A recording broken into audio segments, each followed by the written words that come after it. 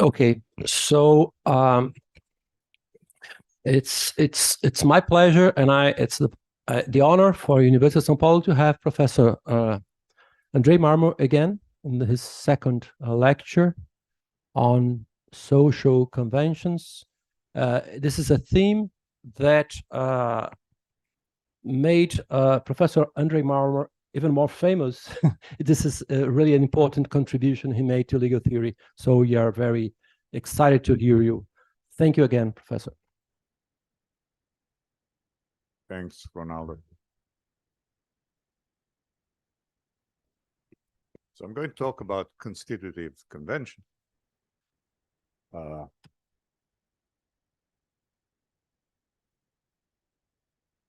And I'm going to combine chapters. I'm going to rely on chapters from two books, one older, one more recent, that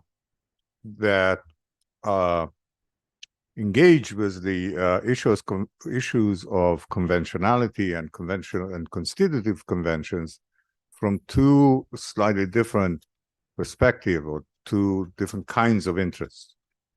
Because the first one, my book on social conventions from, I don't know, 2009 or something like that, is guided or follows an interest in practical reason. And I will try to explain briefly, shortly, what is the challenge of conventionality from the perspective of practical reason. The later book, the recent one, is a book on metaphysics, on social ontology. And there my interest in constitutive conventions, and perhaps more generally constitutive rules, is an ontological one, or at least kind of metaphysical. So I'm going to try to combine these two perspectives. I'm hoping that they are coherent, but no guarantees. Yeah, so I'm going to talk first about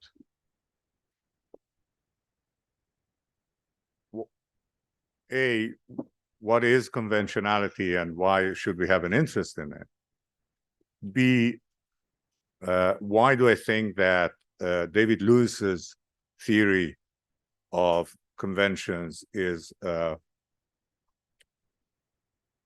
not wrong, just not sufficient? It covers only some cases, not all.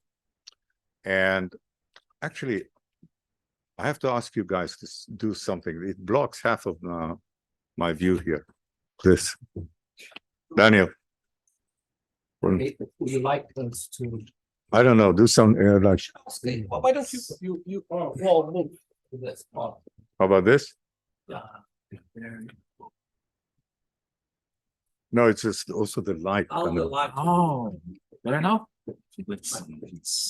Yeah, it's better. People know. But if you move that, it will be better. That way. Just leave it here. It's fine. Well, thank you. Sorry about that. I get easily distracted. Okay, so I'm going to try to explain my argument why some conventions are constitutive and not Lewis type coordination conventions, and how they constitute social practices, what's the relation between conventions and practices. And then, so this is more the practical reason part. And then the second part, I'm going to talk a little bit more about the metaphysics of constitution. What does it mean for rules to constitute the practice? And I will argue for a kind of purely functionalist account of that, which means that I will have to tell you something about what functions are. And that's a tough one. So we'll get there. I'm also going to argue something about which I actually changed my mind over the years. So when I wrote the social convention book, I thought that John Searle's very famous, very influential distinction between regulative rules and constitutive rules. I'll explain that shortly. I thought that in spite of all the criticisms and concerns people had about it, it's basically correct. And I thought, okay, we can work with that. And now I think that it's not, that there is no distinction between regulative and constitutive rules. The same kind of rules, they just function differently in different contexts. So part of the story here is a critique of some aspects of Searle. But on the other hand, I'm going to defend and expand on Searle's idea of what functions are and how functions work in the context of our social institutional reality. So that's the plan. Ambitious. Hope not too boring. Okay. So let's start from the basics. What's conventionality? And what's special about conventions? Not every rule is convention. Yeah. The rule that it's not okay to take someone's property without asking first, or it's not okay to touch someone without their permission, certainly not okay to kill someone. They are not conventions. Yeah, it's not a convention. Moral rule, practical rule, not convention. So what's special about conventions?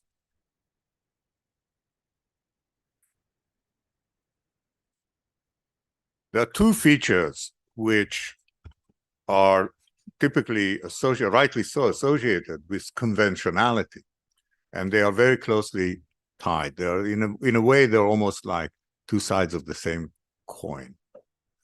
One is arbitrariness. So if a rule is conventional, then the idea is that there could have been a different rule that would have achieved for the relevant population, the relevant community, basically the same purpose. Yeah.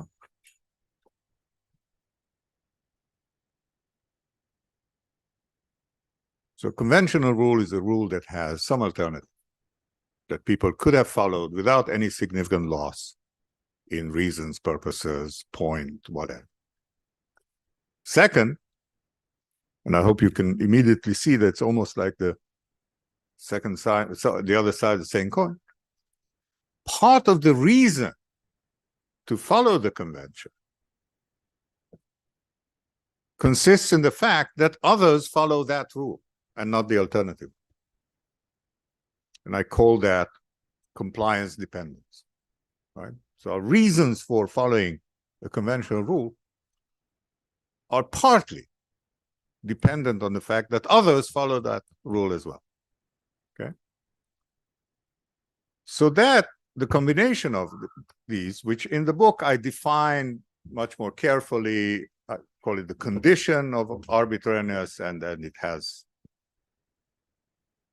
you know, somewhat more technical definition, but the intuition is the one I just told, right? That conventional rules are arbitrary in the sense that there's always the possibility of an alternative rule, and we have reason to follow the rule that we do, the convention, because others do the same, okay? Because others comply with it, at least to some extent. So that immediately raises the question of what's the practical rationale for following a rule that depends on the fact that others follow it. Normally, if I ask you, why do you do something, telling me, well, partly because others do it as well, is not a very smart answer, right? Not an adequate answer. It kind of raises an eyebrow. So why do you wear a white shirt? Well, because others wear it. Well, that doesn't answer the question, right? It's not relevant. So how is it relevant to conventionality, to conventional rules? Yeah. Why conventional rules have this feature of both arbitrariness and compliant dependence in terms of the rationale, the practical reason? That's the question. Not posed in these terms, because David Lewis was not particularly interested in practical reasoning, but he gave the best answer, in a way. So David Lewis, in his book on conventions from 1969, long time ago, came up with a brilliant idea about what is unique to conventions, and at the same time, what's the rationale of following them. And the idea was very simple. There are lots of coordination problems in our lives. We need to coordinate our conduct with others. You want to go and have coffee with Ronaldo, you need to coordinate where to go and what time, okay? Normally, we solve coordination problems by talking to each other, right? Or emailing. Let's meet at cafe Sunday at 4. Okay, problem solved. Different challenge if the coordination problem has the following two features. It involves too many people to coordinate with, right? For example, on which side of the road to drive. You can't call up all the other drivers that morning and ask, hey guys, which side are we driving today? And the problem is recurrent under certain circumstances, not a one-off or not a rare problem, okay? So when we have the combination of these two features, that it's very difficult to coordinate by agreement, and it's a recurrent coordination problem, social rules tend to emerge that solve the problem for us. Now, notice that the function of social rules in this context as solutions to coordination problems is basically just providing information, right? You don't care much whether to drive on the right or the left. You just need to know where others are driving in order to avoid collision. Okay? So what you need is information. And social rules tend to emerge that provide this information just by being the rules that people follow. Okay? Now, according to Lewis, the rules that evolve to solve these recurrent coordination problems are conventions. These are what conventions are. Okay?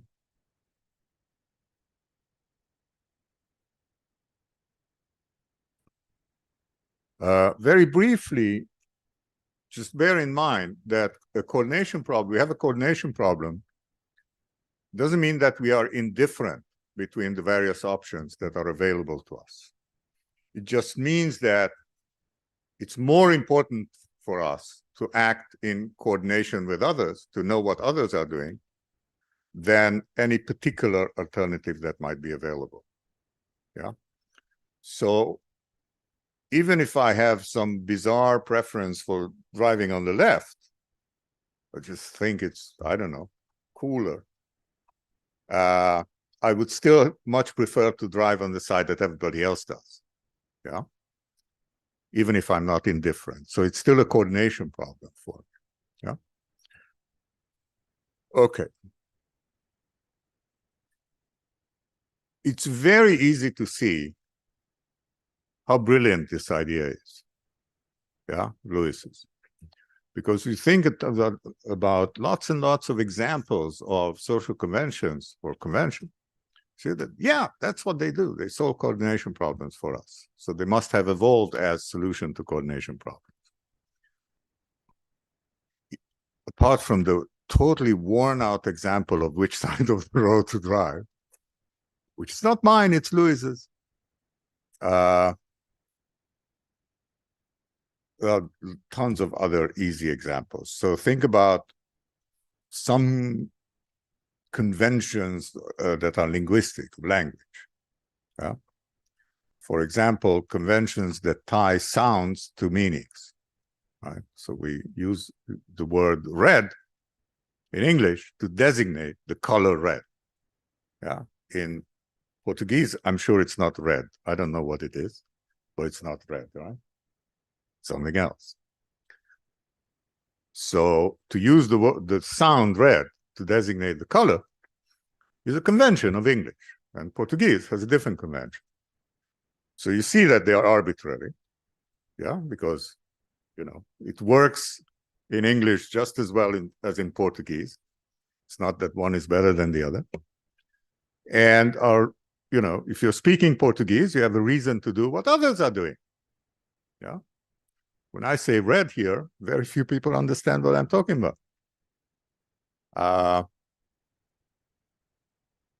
So of course I have a reason to follow the rules that others are following. So both features of conventionality apply here. And very clearly, these rules that connect sounds to meanings, yeah, are rules that solve coordination problems for us, right? We just need a particular sound to designate the color, whether it's red or what's the word? What? I knew that I would not be able to pronounce that. So yeah. Whatever that is. Rouge in French, right.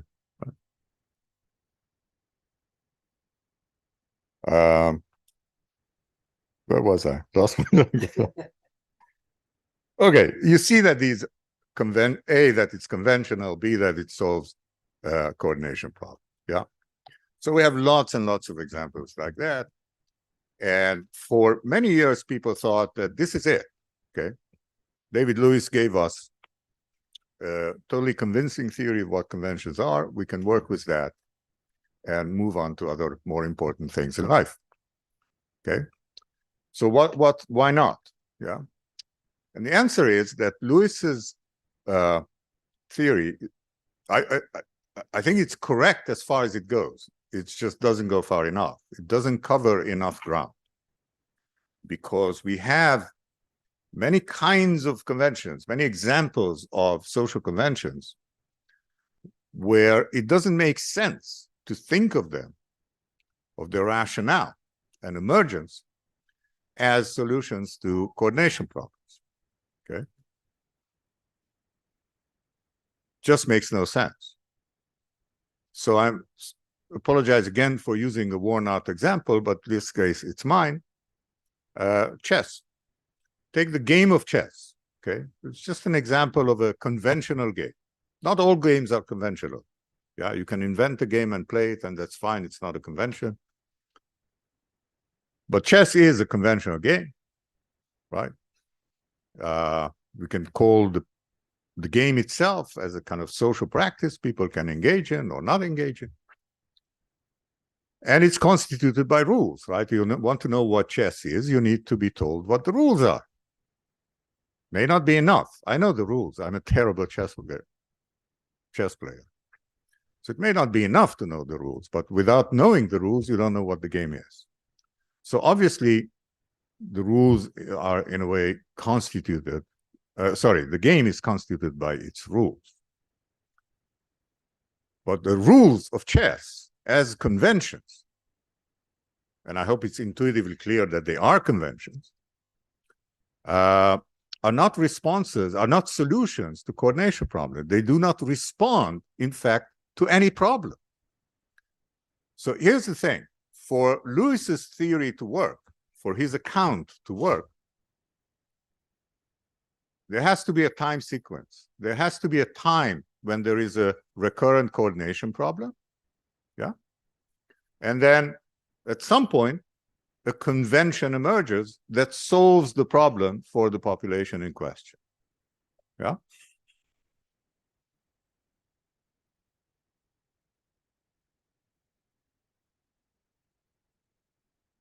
That analysis applied to the game of chess makes no sense.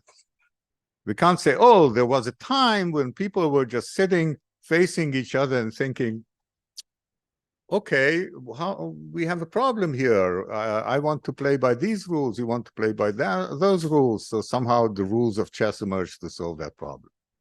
Where was the coordination problem before the rules of chess emerged, before the game emerged as such? There was no such problem. And that applies to many cases, okay? So 2 lessons from that, of course, not immediately, but, Details are in the book. 2 lessons. A is that coordination conventions are just one type of conventions. Yeah, there's another type where the conventions are not there to solve a coordination problem because there was no coordination problem to solve. You know, there had not been a coordination problem prior to the emergence of the rules. Number 2, which is the main lesson, is that the function of these second kind of conventions is to constitute practices that people find worthwhile engaging in, like playing a game, yeah, like writing poetry of a certain kind, writing and reading poetry of a certain type, or generally various artistic genres that have their own conventions.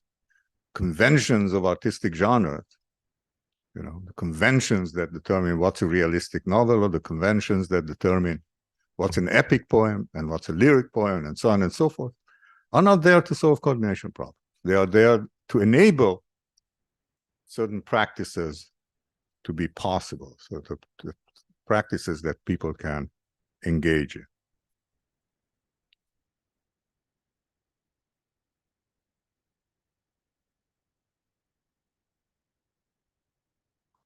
So we have these constitutive conventions. Now, there are a bunch of things I want to say about these constitutive conventions, how they function and how they are. One is that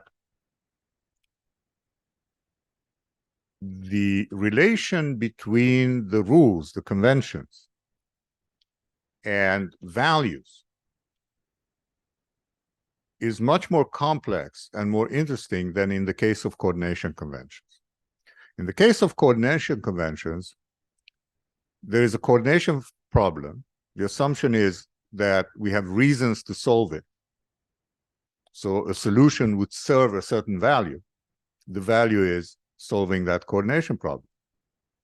So my reason for following a coordination convention is exactly the reason of its emergence. The reason is given by the coordination problem that it's there to solve. Not so with constitutive conventions, right? Constitutive conventions are not responses to antecedent problems. They create opportunities. They create new things. And those new things are valuable in various respects. But the interesting thing is that the conventions, the rules, have some constitutive role to play with respect to the values of the practice. Yeah. Now, this is a bit controversial. Not everybody agrees with me easily, that because there is something kind of weird to think that rules can constitute values or have some constitutive function with respect to values, but I hope it's intuitively not crazy. I mean, think about, just compare chess with football. I mean, your kind of football. Americans call it soccer. But it doesn't matter which one I use. I talk about these things as if I have much of a clue what I'm talking about. Very limited. Yeah. Not just a bad chess player.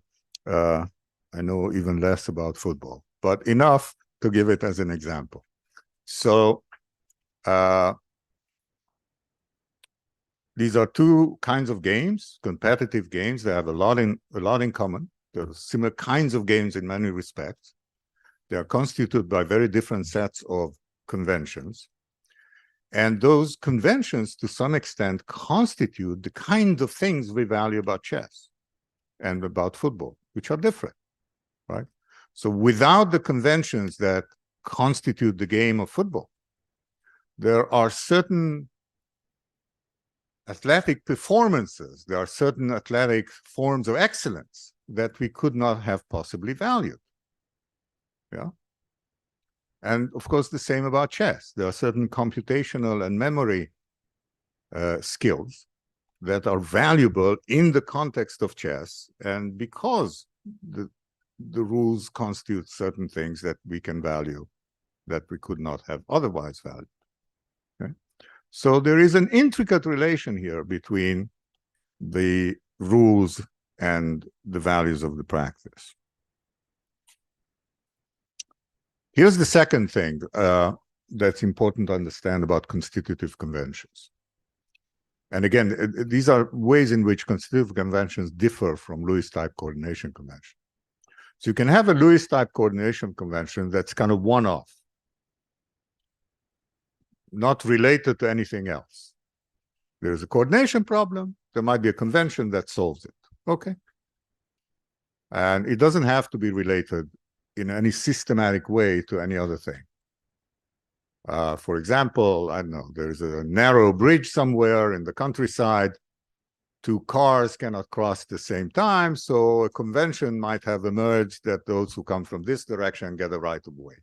Okay, that's a convention, and it's not connected to anything else. Not so with constitutive conventions. There are not one-off constitutive conventions. They're not just free-floating constitutive conventions, because rules can constitute a practice only if they are a set of interlocking rules. There have to be a bunch of them that together enable people to engage in a practice. Yeah. So constitutive conventions are always systematic. They always come in sets of interlocking norms. Okay. One interesting aspect of that is that by not following one of the constitutive rules of a practice, you don't necessarily cease to be engaging in it. Yeah. You can play chess even if you don't follow all the rules. Yeah.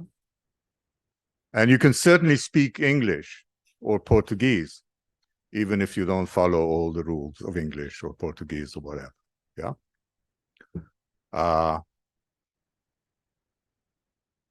It's a little bit more complicated than that, because there are certain rules that if you don't follow, it might be that you're not really engaging in the practice. But generally speaking, the constitutive rules do not, one by one, set necessary conditions for engaging in the practice. No? And that's partly because the rules always come in complex systems of interlocking norms, and you can engage in the practice even if you don't follow all the rules. One of the examples I gave, I think last time, mentioned it in some different context, is kids playing football. Did I mention that, or am I dreaming it? I didn't. Okay, so you can see a bunch of kids. I'm surely you see that in Brazil quite often. Where else, if not in Brazil? Kids playing football in some field. They're not following all the rules. Far from that. Yeah. They cannot. But they're playing football. Yeah. Because they are following most of the rules, and they are engaging in the kind of practice that is constituted by the rules of football. And it's okay if they break many rules, they don't follow them, it's still football, up to a point. Yeah. There are certain rules that if they break, they might not be playing football. So if they start throwing the ball by hand and advancing the ball by hand, then say, it's a lovely game, but that's no longer football. And that's actually an interesting phenomenon here, because it shows that when you have these practices constituted by rules or conventions, some rules are more essential than others. Some rules are more central than others. Yeah. Why? Because they have a closer connection, a more important connection to the main values of the practice. Right. So the value of football is to, exhibit certain skills that have to do with kicking the ball, not throwing it by hand, and so on and so forth. Yeah.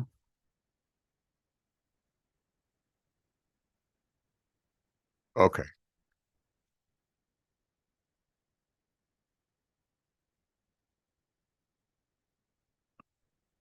some other features of constitutive conventions briefly. There is not just a distinction between more and less central rules to the practice. There's also a distinction between more and less central players, as it were. So if you ask, whose convention is it? Yeah, football or chess or law or anything that comes to mind, yeah, then you would normally find a core. And that is something I did talk about a little bit last time as a response to a question. There's usually a core of practitioners and whose kind of rule-following behavior is more central to the practice than others. In other words, there is a division of labor between different levels of participation in the practice. And that also allows us to have these practices, even if most of us have only a very partial knowledge of the rules. Right? I know that football fans would know all the rules of football, in and out. Yeah? But they don't have to. Yeah? I'm sure there are some people, not Brazilians perhaps, who watch football and enjoy it, and there are some rules they're not aware of or not, they're not entirely sure about. Yeah. And that's okay, because they can rely on others whose practices is and who know better. So there's this division of labor in many cases.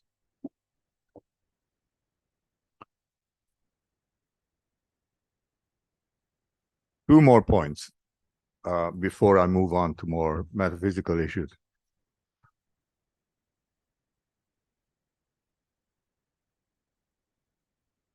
So we give these examples of conventional practices like driving on the right side of the road, playing chess or football,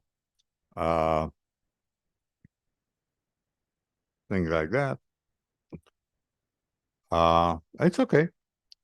But then somebody would point out, wait a minute, maybe these things started as conventions, but they no longer are. Yeah. So if you drive on the wrong side of the road and a policeman pulls you over and says, hey, you know, what's going on here? You're driving on the wrong side of the road. You get a ticket. You can't say, well, it's just a convention. Okay, I don't have to follow it. I read Marmor, and he says, look, there's this division of labor, and you know, some people's practices are more central than others, and I'm in the outer circle. I don't have to comply. All of that, yeah, would be totally irrelevant. You'll get your ticket, and you'll have to pay it. Well, in some countries, you have to pay it. That's also a matter of convention. Why is that? Why would it be a ridiculous response to the policeman? Because the rule is no longer conventional. It's the law. Yeah, it's traffic law. And it's the case in many conventional practices. Yeah, I really don't know enough about football, although I'm sure that there's some international federation. Oh, I know that there is one, corrupt as hell, right? Yeah, but FIFA, yeah, but I don't know how much power, normative power they have in determining the rules of football. Maybe they do, maybe not. But I do know that there is the International Federation of Chess that actually has determined what the rules of chess are. They are strictly codified. So chess, at least as played in official tournaments, follows not social conventions anymore. It follows the FIFA rules of FIDE, sorry, rules of the Chess Federation, the National Fast Chess. So it often happens that conventions are replaced by codification. They are codified institutionally. Yeah. That's a very common phenomenon.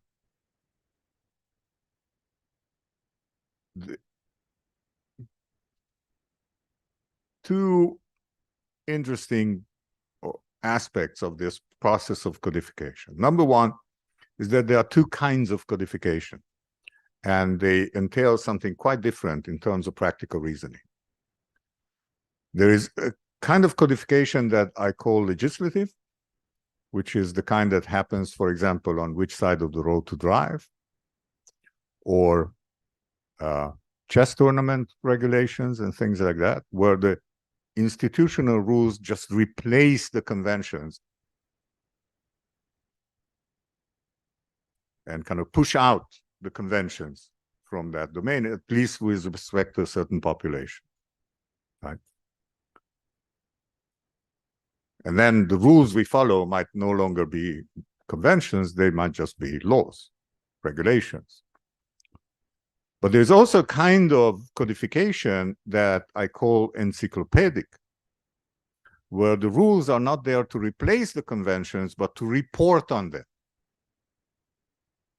to tell us what they are, like an encyclopedia. The primary example I have is dictionaries. Dictionaries don't legislate. I mean, like a Portuguese dictionary, right? They don't legislate. They don't replace or push out the conventional meanings. They just report on them. So in that sense, they don't really have much of a practical reasoning. They don't make much of a practical difference. Yeah. We still follow the conventions of Portuguese when we speak Portuguese. Okay. The second point is that when we are talking about legislative codification, when what happens is a form of legislative codification, then two things tend to happen, come as a package with that, and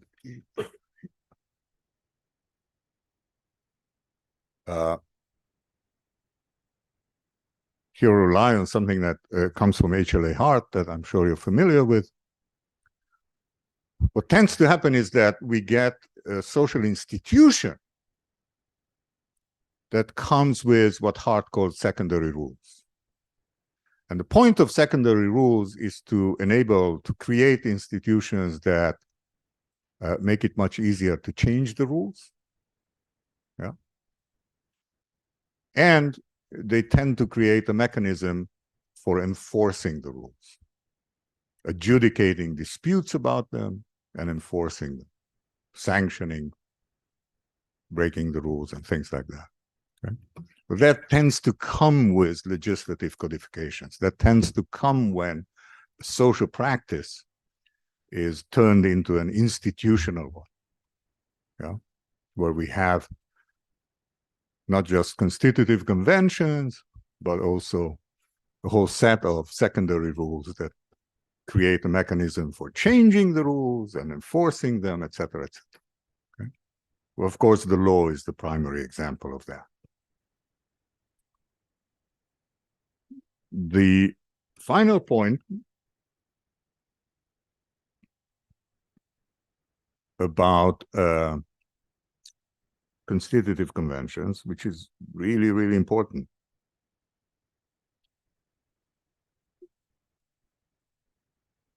Although the relation between the conventions, the rules as rules, and a social practice that they constitute, that they shape, is a relation of constitution, and in more contemporary metaphysical sense, we would call it grounding.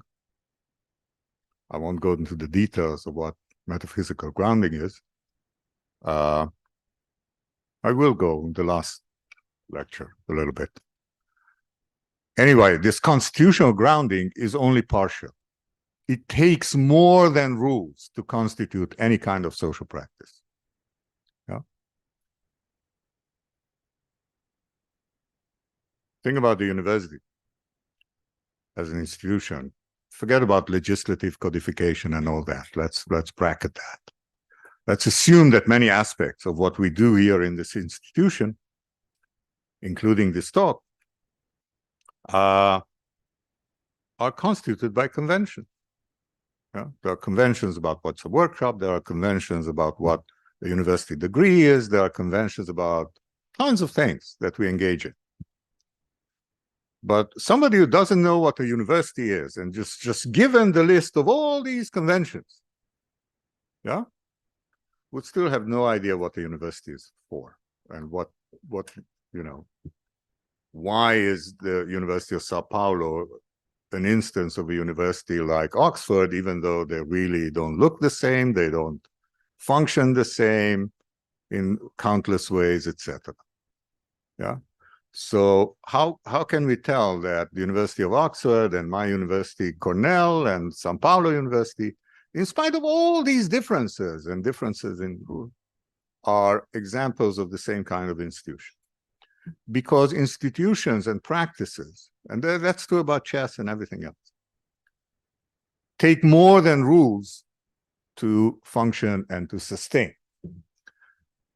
There has to be at least a minimal level of agreement in judgments of participants, minimal level of agreement about what is it that they're doing, what's the point of it, what values does it serve, what's the purpose. Yeah. It's not it certainly doesn't have to be overall consensus. We can have profound disagreements about what are the values that are served by this institution. But there has to be some minimal, some people think that the values are exactly the same as the values of football. They may not understand what universities are for, yeah? Then we might have difficulties communicating. So the lesson is that it takes more than conventions to constitute a practice. Practices are partly constituted by shared understandings of the point of those conventions, what they are for, what values they serve for the participants. Now, let's be clear about it. I'm not suggesting that all social practices are morally good. Far from it. So when I say reasons, values, etc., I don't necessarily mean them in the normative sense. You have a social practice even if it's neo-fascist. The neo-fascist club is still a club, it's still a social practice. It serves certain values for its practitioners, just values that are morally abhorrent, right? So let's keep the moral issue separate from the kind of metaphysical issue and the logical issue of how rules constitute practices, okay?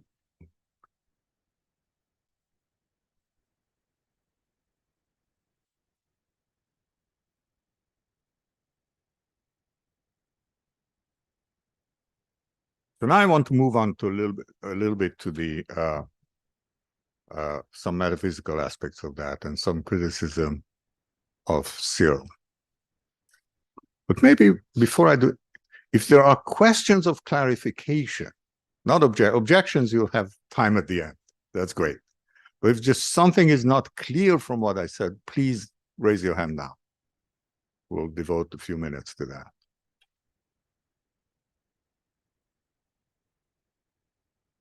When nobody asks a question of clarification, it's usually a sign of one or two options. Everything is clear, or nothing is clear. Okay, I'll take the first option. Yeah. All right. So everything I said so far seems to align nicely with a very old distinction that Cyril suggested in a very different context, not very different, somewhat different context, in an old book called Speech Acts. And it's a very famous distinction. It generated a huge amount of literature over the years. Speech Act, I think, came out in the late 60s or something like that. So it's old. And that's a distinction between two kinds of rules. So Cyril said, he was not talking about conventions. Cyril's notion of what conventions are is just bizarre. I don't know what it is. He didn't think about these terms as conventional because I don't know why. So he was talking about rules, just generally rules. And he says, look, there are two kinds of rules. There are regulative rules, rules that regulate behavior,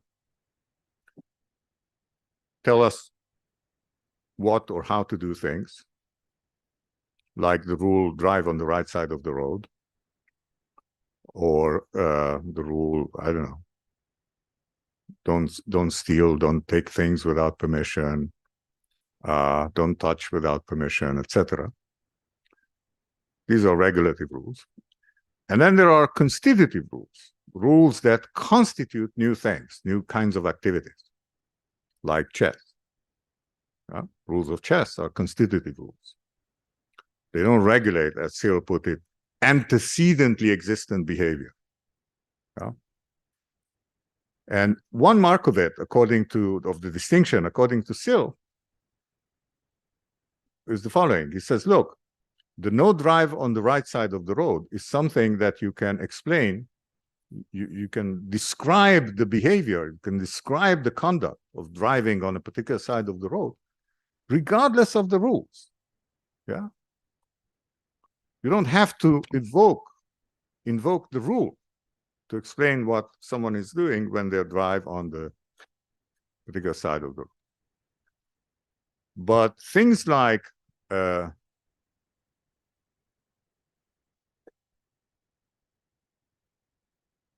chessmate cannot be explained without the rule of chess. Right? Just moving pieces on the board are not chessmate. To be chessmate, you have to invoke the rules of chess. Same like goal in football, and tons of other examples like that. Okay. So Searle thought that these are two kinds of rules, yeah, regulative and constitutive. And the distinction has been used in various contexts, including by me in my book in Social Convention. I thought, yeah, that aligns nicely with my idea that certain conventions are constitutive, not regulative, not there to solve a coordination problem or something like that. And I thought that Searle's distinction works. Here's another mark that Searle insisted over the years, including in fairly recent work, that constitutive rules have a certain logical structure. They can always be expressed in terms of X counts as Y in context C. So, X, certain configuration on the chessboard, counts as chessmate in the context of this game of chess. Yeah. And he thought that all constitutive rules can be reduced to this formula of X counts as Y in context C. Yeah. The piece of paper, or I don't know if it's made of paper or whatever, or the Brazilian real counts as legal tender in Brazil. Yeah, and so on. So that's another example. Okay, so all this sounds very intuitive, almost correct. And I now think that none of it is. So why? Let me start from the second feature. The counts as X counts as Y in context C is just a huge overgeneralization from some cases. Many constitutive rules don't have that feature. They are just rules that tell you to do or not to do something, or how to do something. They look like ordinary, what Searle would call regulative rules. And what enables their constitutive function is their systematic relation to other rules. Yeah.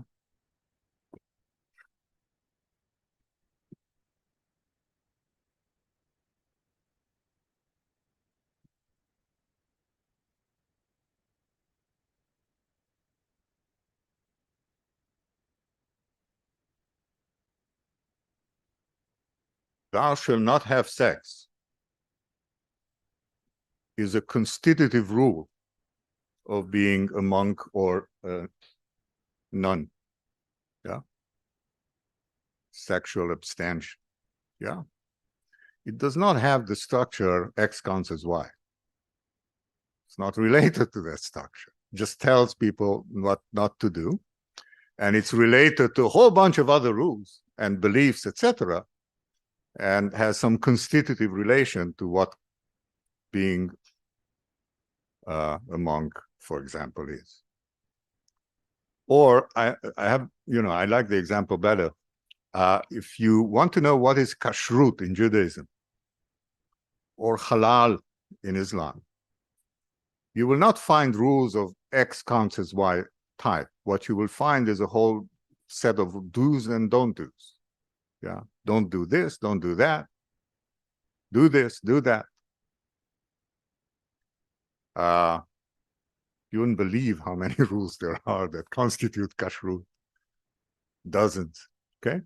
Again, what enables their constitutive function of this practice of keeping kosher is the relation to other rules. The fact that it's a whole set that has a constitutive relation to a certain practice. It enables a certain type of activity, not the logical structure of the rules. Okay. So that's one point. With respect to the distinction itself, so I think that what should raise suspicion that it's not a distinction between two different kinds of rules is the fact that the exact same prescriptive content, the exact same content of the rule can function as part of a constitutive set in one context and be a purely what Cyril would call regulative rule in another context. Yeah. So the example I give in a book,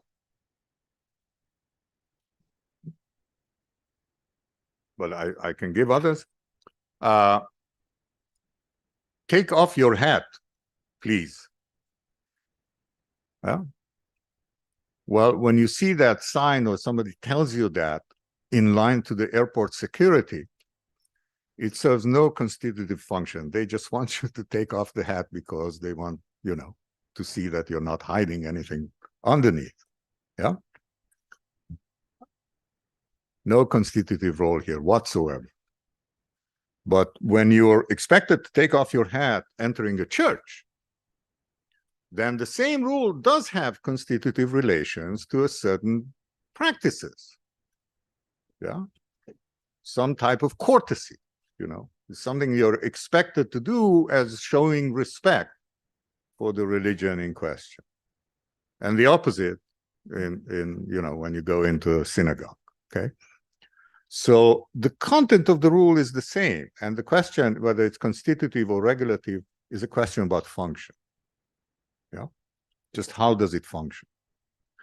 So I think that the key idea, the answer to the question, how rules constitute practices, is functional. And all we need is the functional differences. Just to understand what functions are and how they work. Okay.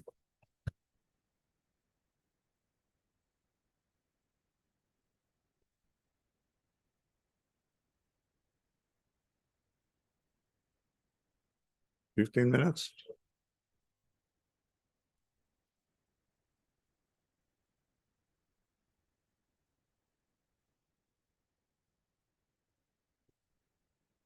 So here's what I'm trying to argue for. We want to explain how rules constitute practices. The answer is, it is their function. And now the question is, what the hell is function? What do we mean by the idea that A's function is B? The function of X is Y. So that's the question. And I think that if we can give an adequate answer to that, then we have all we need to explain this constitutive relation. So here, I have great sympathy, more than sympathy, a whole bunch of arguments, in support of Cyril's view. which is controversial. Searle's view, and this is a view he expressed mainly in a book that's called The Construction of Social Reality. Searle's view is that functions are not inherent properties of things in nature, in the nature of things, right? In other words, functions are not the kind of things that would be around in any metaphysical sense if we were not around. They're always relative to our interests. They serve things that we value. In any case, so there's this old general important distinction in metaphysics between intrinsic and extrinsic properties of things. So take I don't know, a stone. Its intrinsic properties are properties that the stone has just in virtue of what it is. Its mass,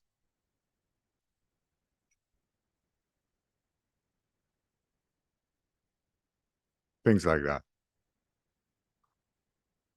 It may have all sorts of properties that are not intrinsic, that are relational, or extrinsic. For example, that it's bigger than a pebble nearby. Yeah, that's not an intrinsic property of the stone, just happens to be a relational property. There's a stone, there's a little pebble near it. It's like, well, it's bigger than the pebble. That's an extrinsic property. If I take the stone, assume it's not huge, right? And I use it as a paperweight, right? That would again be an extrinsic property. It's not an intrinsic property of the stone to be a paperweight. So Searle's fundamental point, fundamental assumption or claim is that functions of all kinds, all functions, are not intrinsic to nature. They're not intrinsic properties to nature, okay? If we land in Mars and we find all sorts of fascinating things there, we would not be able to say, well, the function of X is Y. Yeah? On Mars. So what is function? Well, at least in the context, in the realm of social ontology, of human behavior, function can be reduced to the idea of prevalent use. X is function of Y if Y is used as X by the relevant population. So if you want to know what's the function of the screwdriver, go and ask people what is it that they use it for. Now, it doesn't mean that every object has one function or one use. Lots of objects, lots of things in the world can have many functions, yeah? Because they can have many uses. So generally, the function of chairs is to enable us to sit on it, but not only, they help us, pick up something from a higher shelf or something, and then they have other functions. Functions of objects change because their uses change, sometimes radically, sometimes interestingly.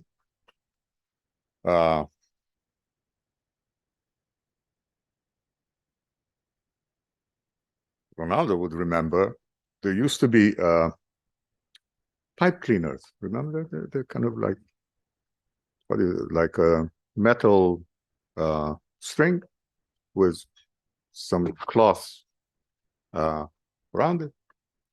And people, their function, they were sold as pipe cleaners, really to clean pipes. Well, nobody smokes pipes anymore, but you can still find pipe cleaners in children's and craft stores.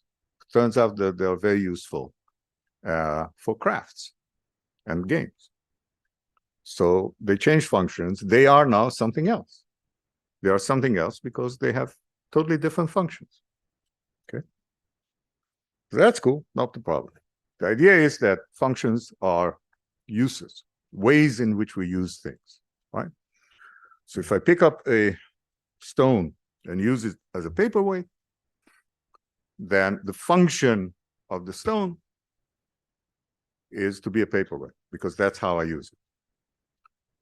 Use is always something that's closely related to value.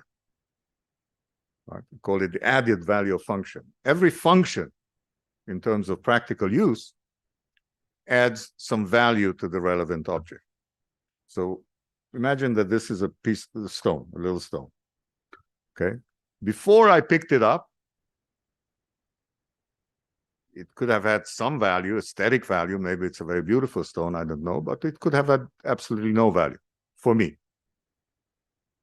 Once I pick it up and put it here, use it as a paperweight, preventing my papers from flying all over, it has some value for me. It doesn't have to be moral value, doesn't have to be value for anybody else. It just means it's useful for me. Use is something that we value in certain ways. Okay? So I think that all functions can be explained just like that. Yeah. In their practical prevalent use. Aha.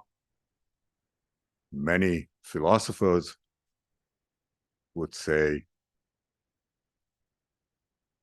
Marmor is making a mistake at the level of an introductory course in philosophy of biology or philosophy of mind. Because that's not what we think about functions. Cannot think that about functions when we think about biological functions. So think about the very common idea that our heart has a function. Its function is to pump blood in our bodies. Yeah.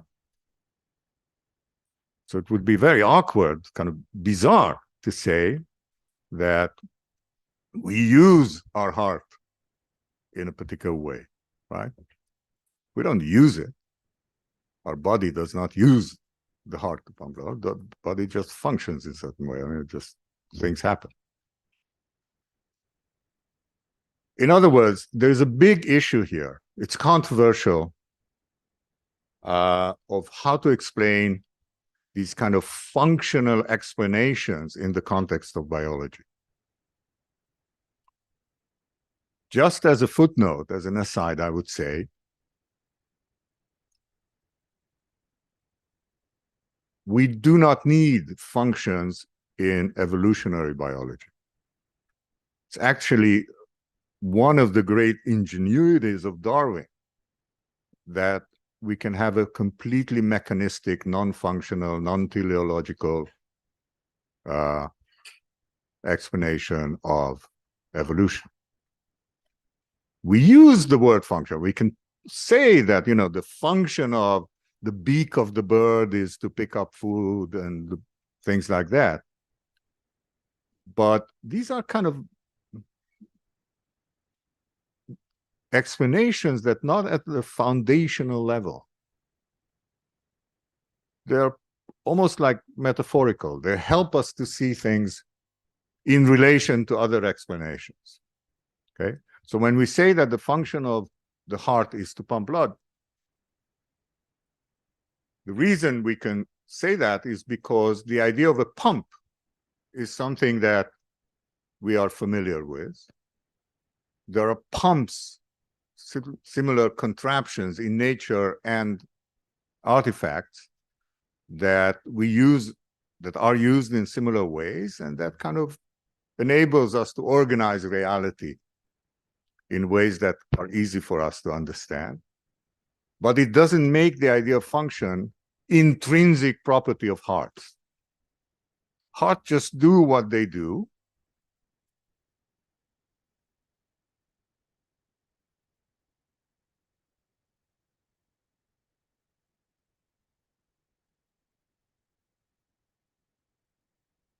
And they are the way they are because of forces of evolution, etc., etc. Okay?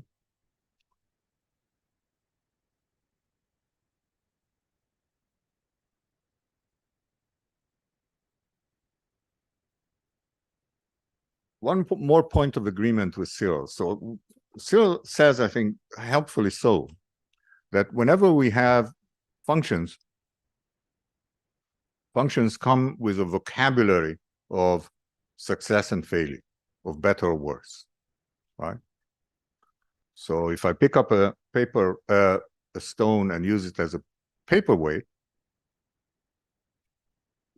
if the stone is not heavy enough, then it might fail to be a paperweight. Then it's, not a good one. If it's too heavy to move afterwards, again, it's not a very good one. If it's just the right size, then it's successful. And of course, with more complex things, we have many more opportunities for success and failure. But we can always talk about functions in terms of their relative success and failure. Why? Because the function is use, and use has an added value, and it can be more or less successful. Yeah? The better and worse screwdrivers, better and worse chairs. Isn't that the same about the heart? You say the function of the heart is to pump blood, and the better or worse. I mean, there is such a thing, unfortunately, as heart failure. Yeah, very bad consequences.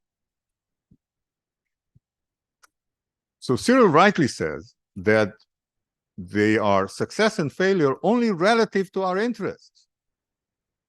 Yeah, it's again not an intrinsic property of nature. It's a property relative to our own particular interests as humans. So then we can say that when the heart stops doing what it's supposed to do, yeah, then it's a failure because it's not good for us. We wouldn't say that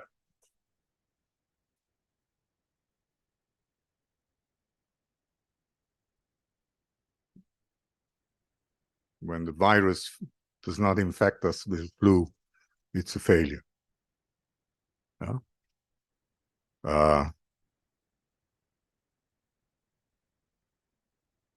So, I mean, the whole thing becomes a bit more complicated, of course. It's an ongoing debate about how to think about the idea of function in the context of natural explanations. My view, I mean, I offer various arguments siding with Cyril's general position that functions are not intrinsic to nature, and therefore when we use functional explanations in the context of biology and things like that, we use it in a kind of quasi-metaphorical sense, and not in a way that's foundational to the metaphysics that's relevant.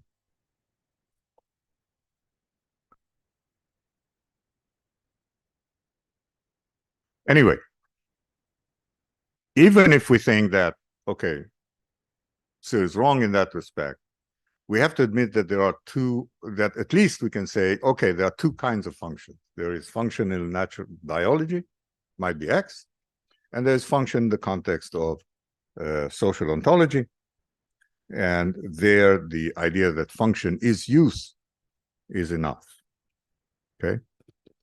So if function is use, as I claim it is, then that's all we need to explain the idea of constitution. Rules constitute a practice when they are generally used by the relevant population to engage in a certain type of activity by following those rules. Yeah? It's all there is to it. We don't need anything else. And therefore, we don't really need the idea of the distinction between regulative and constitutive rules. Yeah, it's just superfluous. Doesn't matter what kind of rules they are. What matters is how do they function. And rules have this constitutive function only in the context of other rules. Yeah.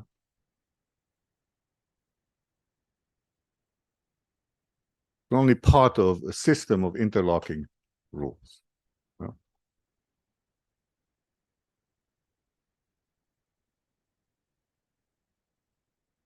I will leave it at that, and I will just raise one question, which we may discuss later or not, as you wish.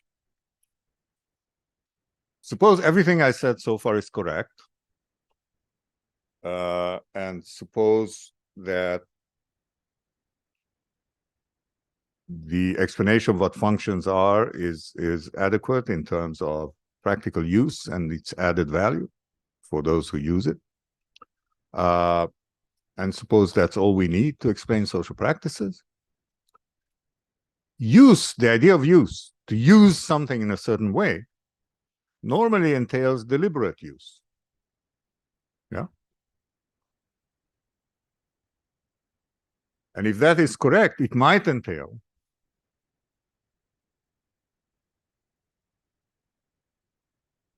that the uses, the functions of social practices are those that the practitioners, those who practice it, must be aware of, because it's deliberate. Yeah. When we use a screwdriver to, close or open a screw, we learn how to do it from others. Yeah.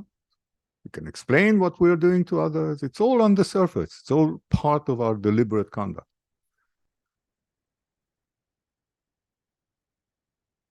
And then some people might say, okay, that's very nice, but it's not good enough. It's not good enough because there might be functions of social practices and social institutions that people are not actually widely aware of.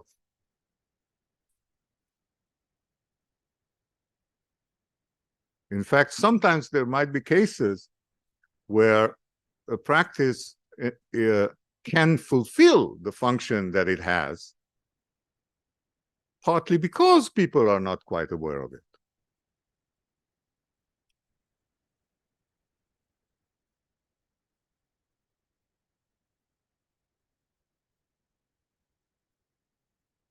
I don't assume you get much of Marx here, but if you happen to know a little bit of Marx, then you immediately would think, of course, that's exactly what Marx claims about ideology.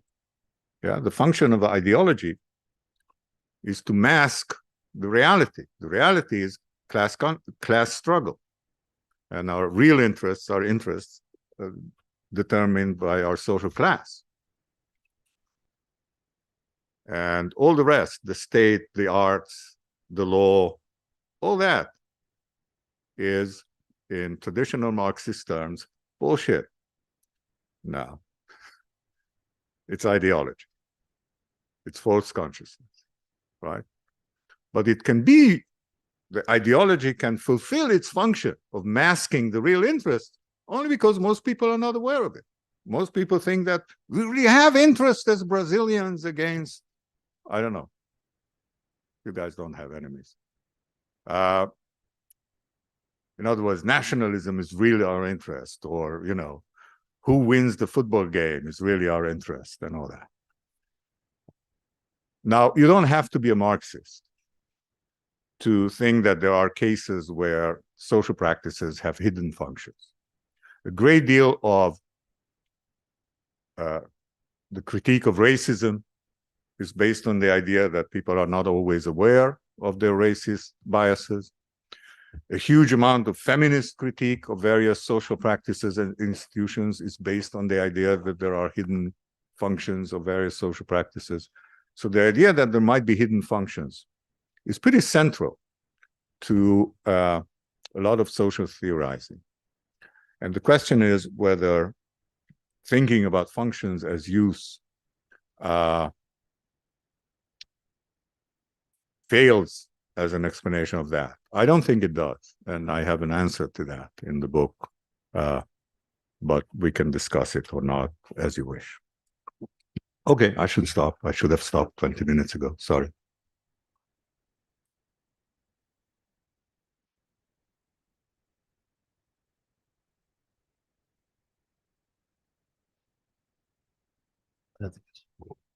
Well, thank you very much. That's a lot of things to think about. Thank you very much indeed. I'd just like to start and make you some questions, and maybe this could be useful for us to expand the debate. The first point I'd like to ask you is this. One of the most common criticism against John Searle's ideas is that, especially by the Wittgensteinians or some kinds of Wittgensteinians, is that Searle, in a way, tried to map general rules as if they could be described in acontextually. So, in a way, ignoring that they play different functions in different language games. So I was wondering if your criticisms now presented in a way try to stress exactly this point, that a rule can be either constitutive or regulative depending on the language game in which it is playing its function, it's being used. So this is my first point. The second point is that, well, I'd like to know more. What is the real impact of your move in criticizing this distinction? So what are the effects on your theory about the rule of recognition as a constitutive rule, for example, and how this also impact your other distinction between surface conventions and deep conventions? I would like to know if what comes here, and also this is a kind of extension of the same question. How should we define rule of recognition according to what you have just expressed? Is this a big change or any change at all on what you have already written in, for example, in your famous article, How Law is Like Chess? And finally, I cannot avoid yesterday, Andre called me hero as working as my hero. Oh, this is what your hero would say. And you probably know that we are in disagreement in many points. And that's of course, the richness of having someone like Marmor here is just to have a real debate. So I would like to know, how would you address, for example, the Durkheimian kind of argument made especially, or firstly, in the Model of Rules 2, in which he makes a distinction between conventional morality and what he calls there concurrent morality. Because, of course, we can explain morality from a conventional perspective. But do you think this is, as you mentioned, good enough for explaining all kinds of ways by which we think about morality, and especially the kind of moral arguments we usually make when we are not directly referring the grounds of the moral standards we are using to what is conventional, but we are going forward in taking this consensus, this basic consensus or basic conventions, but we are adding a lot of rational interpretation on that. So this would be my last point.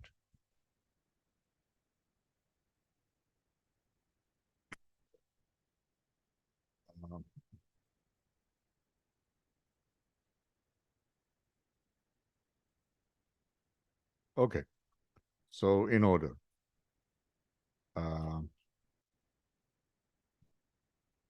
The idea that the functions of constitutive rules are context dependent in the sense you allude to, kind of the good old Wittgensteinian sense of it's always relative to the language game, and is something I actually cited in I mentioned in the footnote that totally aligns with what I'm saying. It actually, and it's not something that is meant as a critique of Searle. It's meant as reminding Searle the implications of his own insights. So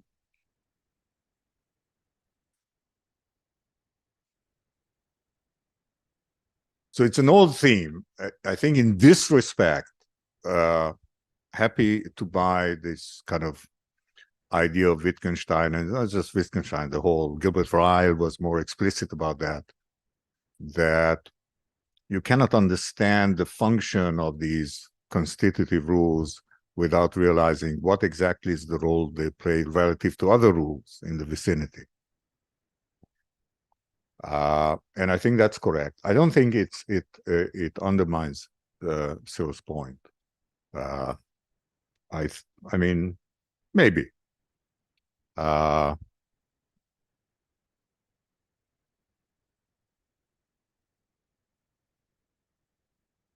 Cyril likes to give the example of the constitutive rules of money as a means of exchange.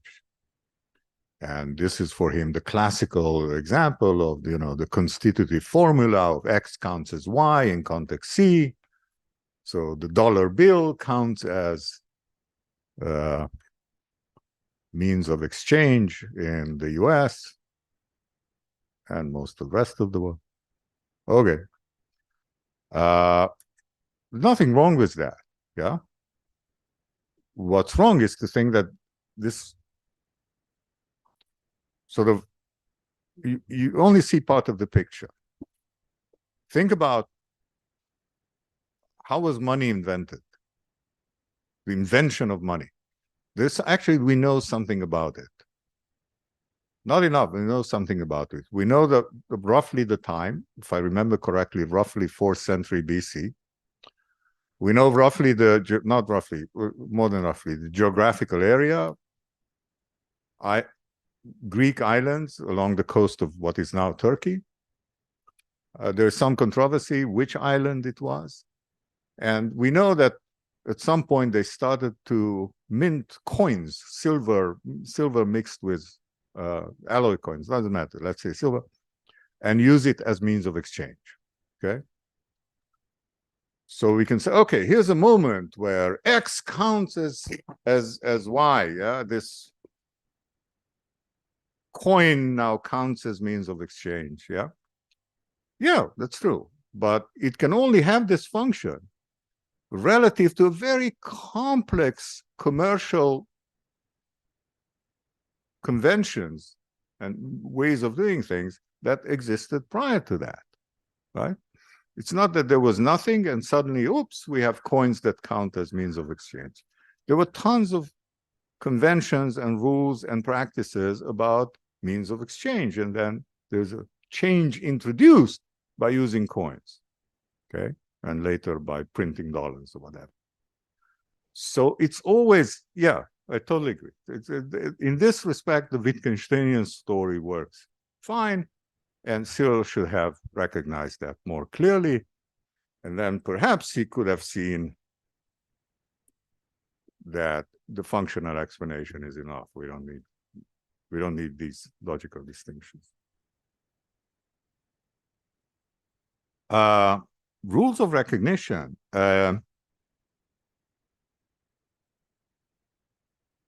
I don't think my views changed about that. I mean,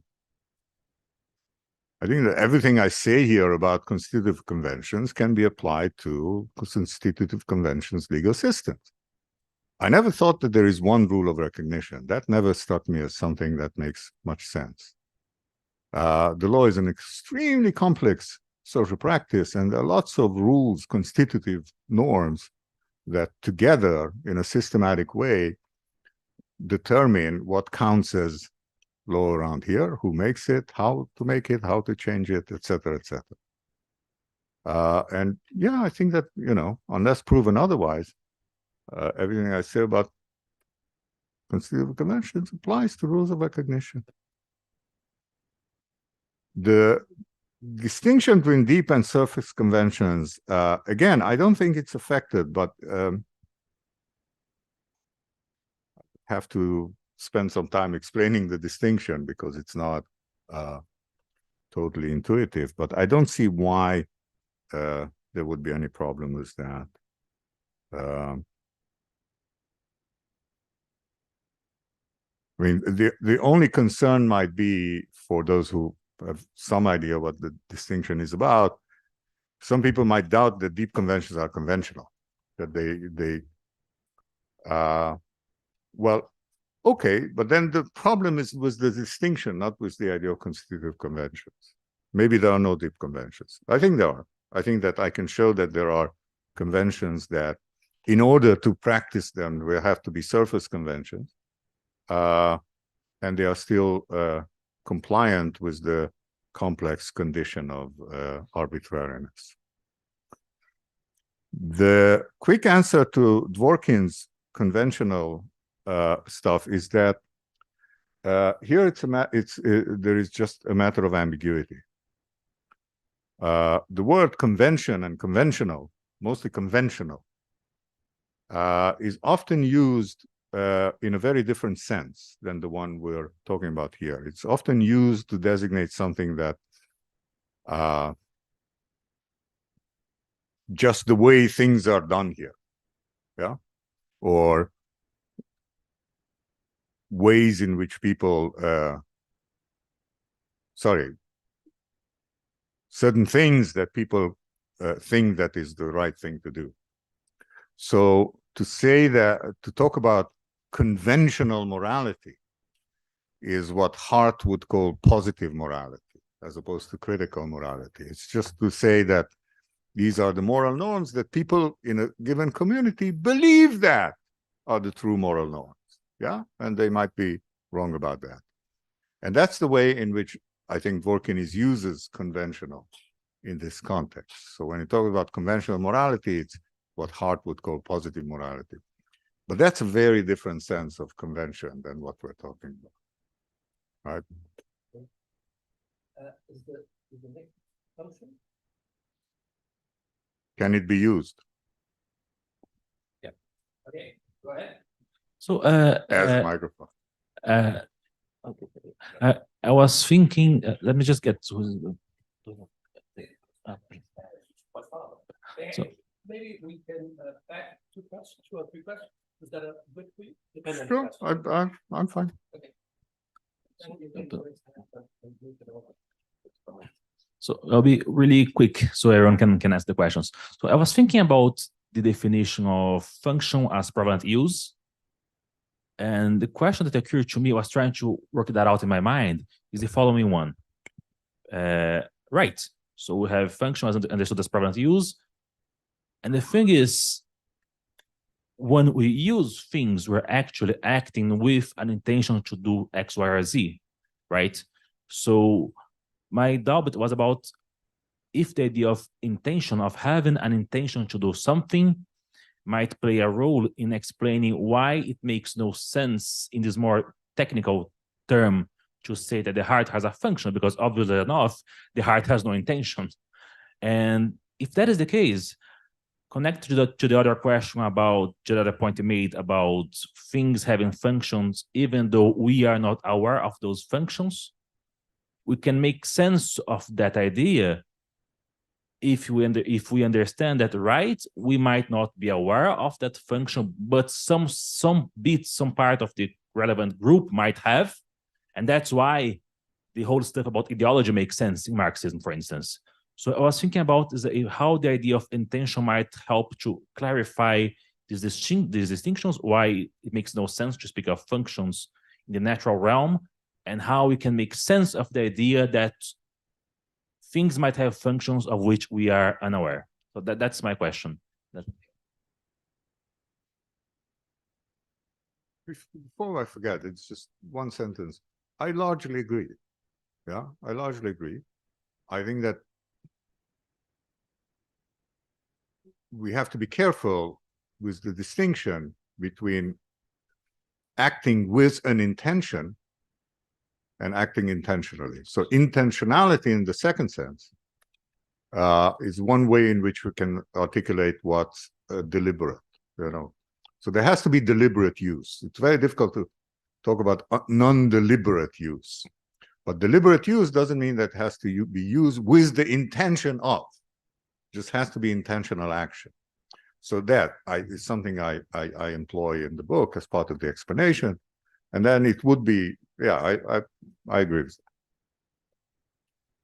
that. Professor, thank you for your lecture. I am actually from the criminal law department, so I'm gonna make a question a little bit more ordinary, but it's something that caught me on one of your books, especially talk about in this lecture. It's about you talked about how the values that are manifested in conventional practice give the path so that we can identify which types of rules can be modified without we make a break in the identity of the conventional practice. Mm-hmm. My question is, as you were talking today and reading your book recently, it seems to me that we have a disagreement about the interpretation of these values, especially in criminal law. I can give you an example about criminal liability and some values that like the sense of culpa, yes, the liability, subjectivity, liability. So there's some people that think this is an intrinsic value of criminal liability, but there is a profound disagreement about how this subjectivity liability can work. So that's just this question. Yeah, I'll try to be brief, but I think it's better. I mean, unless it's related, how? Not related. So let me answer that briefly.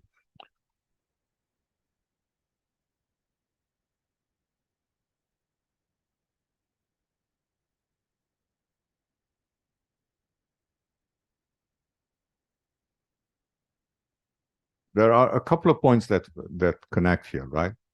One is that the point I made earlier that constitutive rules by themselves do not constitute a practice, do not constitute an activity. There has to be some understanding of what's the point of that activity. Yeah. So if you can have, you can imagine cases where you have two sets of identical constitutive rules, totally identical, but they are conceived by their participants to be about something totally different. One, group of participants thinks that it's yoga, and the other thinks, no, it's a religious ritual. Then we have two different practices. Yeah. So some level of understanding, of agreement, of what the practice is for, what's the point of it is essential for understanding it as a social practice of a certain kind. However, and I hope this kind of answers your question, the level of agreement is pretty minimal, right? We often have deep disagreements about the point of the practice, and yet we understand it as a practice of the same kind. Yeah, we don't doubt that it's one practice. And I think your examples are just examples of that. Yeah. So I can have very deep disagreements with my colleagues about, what are the values that are essential to a university, up to a point, right? If I think that the point of a university is to make us better football players, then, that's Alzheimer. That's not disagreement. But despite the fact that we have that we can have pretty deep disagreements and different interpretations of various aspects of our institution,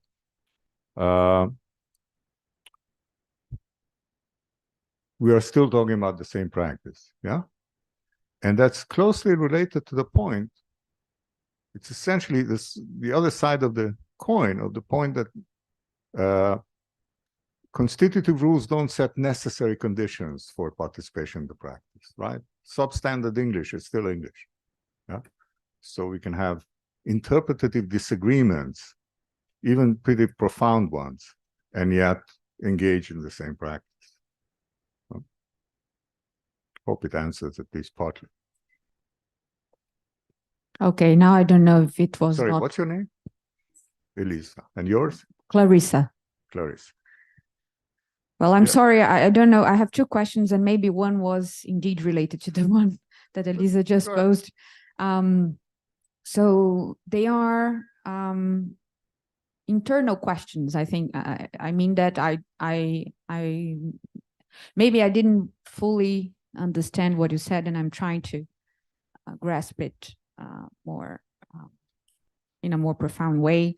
So the first question is related to a certain moment of your lecture in which you pointed to the fact that there is a common phenomenon of codification. And I was trying to reconstruct why you thought it relevant to say that this is a common phenomenon. And I think that it may be related to the way you presented the concept of conventions, but maybe I am wrong. Because you said there are two types of codification. One is legislative, and the other one is the encyclopedic one. And then you said that the dictionary, for example, doesn't have a practical relevance. And because it just reports on convention, and when we follow the conventions of language, even if they are codified in a dictionary, we're still following the conventions of language. So it suggested for me that when you said that conventions are legislated, something happens. And that this constitutes a change. It changes the relevant, the practical relevance of what is legislated. Is that correct? What do you mean by when you say that legislation performs a change or changes the practical relevance of conventions? And I believe that it's related to the reasons that we then have to follow what is legislated. And then we are not anymore in the realm of following what is legislated just because other people do it. Is that correct? That's the first question. The second one is related to the relation of constitutive conventions and values. So at a certain point, you said that you believe that constitutive conventions constitute values, and you said that that's a kind of controversial idea, but you didn't deepen that. You didn't develop that idea. And then at another point, you say that constitutive conventions only partially ground social practices, because you say that besides of these conventions, we need to have a minimal shared understanding of the point or the value, even if that is not a moral one or a critically moral one. And then those seemed to me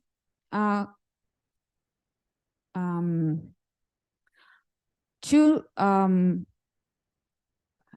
not very harmonic ideas, because the second one suggests that values or the purpose of practices are kind of independent from the constitutive conventions, and that we have to have a shared understanding of them, and that we can grasp what they are, even if we have the full understanding of the constitutive conventions of that practice. So what do you mean by when you say that constitutive conventions constitute value if we can't grasp those values, even if we have the full control or knowledge of what the constitutive conventions are? These are the two questions. Thank you. Cool.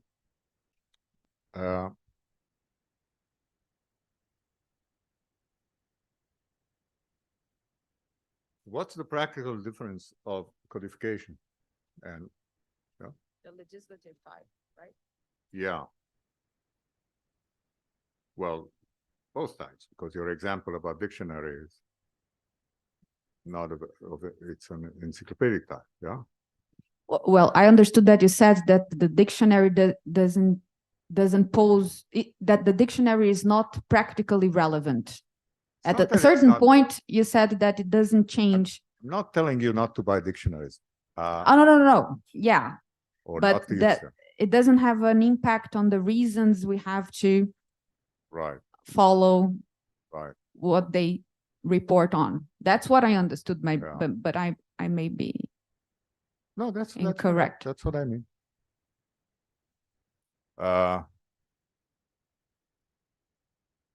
So the thing is that it's just as happens for various path-dependent historical reasons. You know, I'm not a sociologist. It's not my business to explain why. But it just happens that practices that go on for a while as purely conventional, right? It's just conventions that shape the social practice, at some point are kind of institutionalized. They are legislated. The rules are defined and formulated. There's a canonical formulation of the rules of the game, etc., etc. Now, what practical difference does it make? And that it makes all sorts of practical difference. One is that we may have, and I think that's quite typically what happens in the context of various sports and competitive games, that we have them in parallel lines, as it were. We have the institutional version that's, you know, regulated by organizations and, you know, the FIFA business. And if you want to practice that in the context of official tournaments, then you're part of that legal system, as it were. Then the codification is what determines what people may or may not do and what they're expected to do. But that doesn't mean that others, amateurs, cannot keep doing this social practice as it was conventionally determined. So these two can exist, I think, as they do in many cases, one alongside the other. Okay, this is just background, doesn't answer your question. That's not what your question is about. So legislative codification makes the following types of difference. And again, not necessarily, not always, but tends to. Number one, it tends to push out, to take over the conventional practice. Yeah. Number two, it tends to come with the emergence of what Hart called secondary rules. Rules about we now have rules about how to change the conventions. Well, then they are not conventions anymore, right? Then they are institutional rules. We set up mechanisms for enforcement and compliance monitoring, et cetera, for punishment. Again, at some point it ceases to be conventional, it becomes institutional, right? So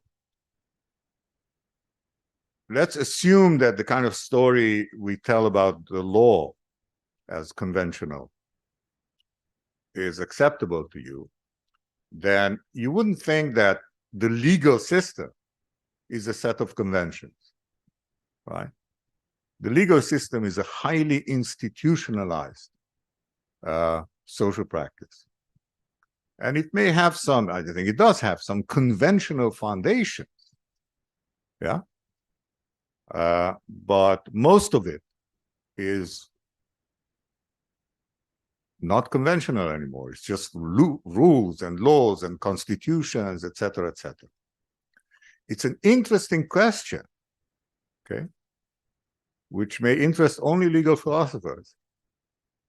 whether the fundamental constitutive conventions that Hart would want to call rules of recognition or Kelsen would want to call the Grundnorm are such that they can be replaced by legislation.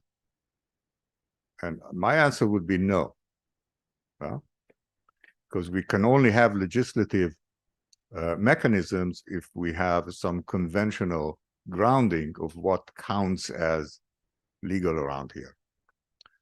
But that's kind of a separate question, and I don't think it plays an important role in other contexts. I mean, one way, I'm not entirely sure actually what bothers you about the distinction between, or about this whole idea of legislative codification of conventions. No, yeah, I'm sorry. Now I understood why you introduced the distinction between legislation and, because I mean, there are conventions and there are these institutional rules, and we didn't talk much about what are institutional rules, but then that's a separate issue. Okay. Just as a final point about that, I mean, think about, sometimes there are cases where there is an attempt to legislate that fails. And language is a wonderful example. So there is the Académie Française, and they purport like FIFA to tell us what the rules are. Yeah? No, the rules are what French-speaking people do. Yeah? The Académie Française is good for a bunch of pompous academics to get a salary and write essays. They don't really determine what the French language is, because language is profoundly conventional. Yeah. And if the French stop using words in certain ways and start using it in other ways, and it becomes prevalent, then the Académie Française has zero impact. So these are cases where you just cannot replace conventional practices with legislated ones. Yeah. Okay. The second question about constitutive conventions and values. You're right. I mean, I was very flippant about it, very quick. And it's a difficult issue, right? So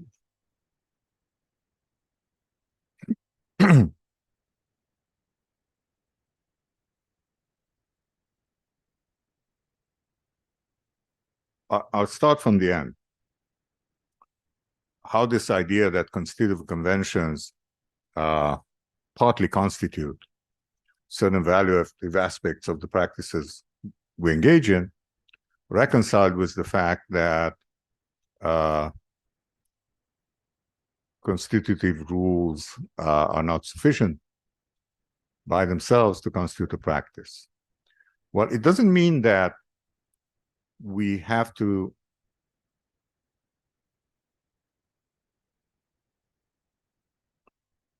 there is no circularity here, because the relation between the constitutive rules and values is not one of full determination. It's a very, very partial determination, right? So the rules of football, that determine how to play football,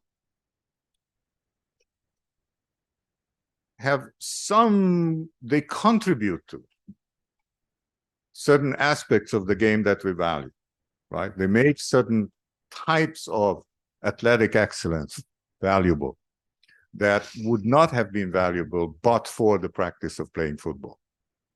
Yeah. I'm not sure what they are. I don't know the game, but I'm sure there are some things, that you, or think about chess, which I know a little bit more, right? There are certain strategic computations and memory. I hope you know that 90% of being a good chess player is having phenomenal memory, right? Memorizing moves. So this kind of memory and this kind of computational strategy is something that becomes valuable in the context of chess in ways that perhaps would not have been relevant in any other context. okay? But it's a very, very partial constitution, right? It's not that all the values we associate with chess are a function of its constitutive rules. Very far from that, right? First of all, chess is a competitive game. So we need to have a pretty good idea of what competition is in this context. We have to have a pretty good idea of what game is in this context.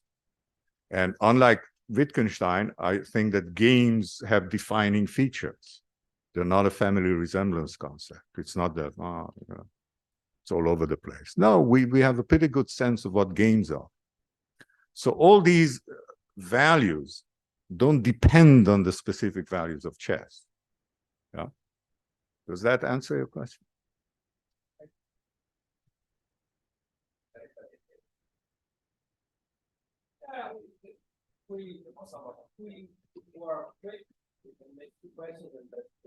It's a very brief. Comment really. Oh, Professor, thank you very much indeed for your talk. What's your name? Gilberto. Gilberto. It's just like probably hard for you to pronounce, like vermelho, red in Portuguese. So don't worry about that. It's actually not a question. I'd like to ask your reaction of, well, your example of the heart made me think of it. How do you react, or you answer to accounts like that of Michael Moore when he tries to account for a functionalist explanation of the very concept of law and the role that functions play in arguments such as those by those new natural lawyers such as Mark Murphy and Jonathan Crowe, because I know function plays an important role in their accounts, but I believe it's a very different role that it plays in your account. So I'd like just to ask a brief comment about that, if I may, of course. Thank you very much indeed. No, Professor, it was just another comment, but in the later question, you practically answered it. I was wondering if the recognition rule wasn't a rule itself, like a hard rule, but the very own usage of things. If let me rephrase it. If the recognition rule is the method we use to know what the law is, isn't the very own usage of the community the rule, and neither a strong rule itself, like the basic norm? No, the answer is yes. Yeah, I mean, the rule of recognition is a social rule, and it has a function, yeah, a constitutive function, and its function is determined by the way people use it. And yeah. So just as we use the rules of chess to engage in a certain kind of activity, and that kind of activity is determined by the way we play the game, we follow the rules. Same about law, yeah, just a little bit more complex, but that's the same idea. Yeah, okay. Back to your Gilberto's question about function for natural lawyers. Yeah, that's a big metaphysical distinction that is one that I avoid because it's very difficult. So I sorry, should have said what the disagreement is about.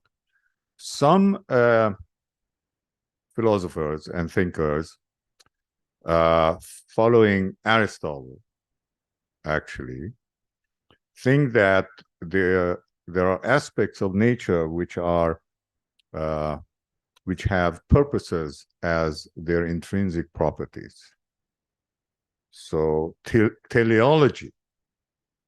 teleological aspects of the world are intrinsic aspects of the world. Some things aim for certain things, regardless of us humans. Yeah. It's very difficult, with all due respect to Aristotle for now, very difficult to articulate this position in secular terms. it makes a lot of sense in various theological terms, right? God may have intended certain things to have certain purpose, and therefore they have it. Yeah. But if you don't think that there is God, and you don't think that anyone designed nature, and you don't think that, then it's very difficult to articulate the idea that telos is intrinsic property of things in the world. So, but if I wanted to come up with arguments against teleological, then I would be engaging in a very different kind of philosophy and wasting my life on something that I'm not sure I want to waste my life on. Yeah. So but yeah, if you think that there's telos in nature, then of course you don't buy the Cyril conception of function, obviously, and consequently mine as well.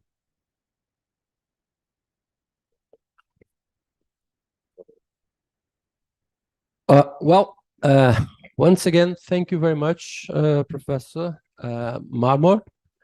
I'm glad that we have another 2 opportunities to take more from you, to have more things to think about. So thank you. It has been a great conference. Thank you. Thanks a lot. No rule of recognition tomorrow. Okay. None of that. No law. It's all about something else, authority.